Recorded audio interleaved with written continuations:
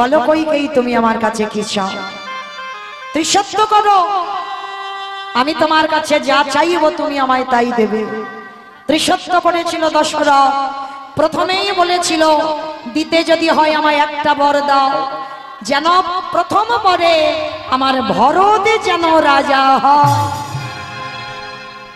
যেই না কথাটা বলা সঙ্গে সঙ্গে দশরথ শুনে বলেছিল কইকেয়ী, অকইকেয়ী, তা তোমার ছেলে রাজা হবে, রাম কি আলাদা আর ভরত কি আলাদা?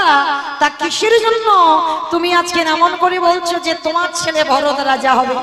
ঠিক আছে, তুমি যখন মেনে নিতে পারছো না যে রাম রাজা হবে না, হবে না, তোমার ভরতই রাজা হবে। শোনো, এটা তো প্রথম বর, আর দ্বিতীয় বর তোমাকে দিতে হবে। বলো রানী কি দ্বিতীয় বর? আর এই দ্বিতীয় বর যদি দিতে হয়, এই দ্বিতীয় বরে দাও তোমার জ্যেষ্ঠ পুত্র রামচন্দ্র যেন 14 বৎসরের জন্য বনবাসী হয়।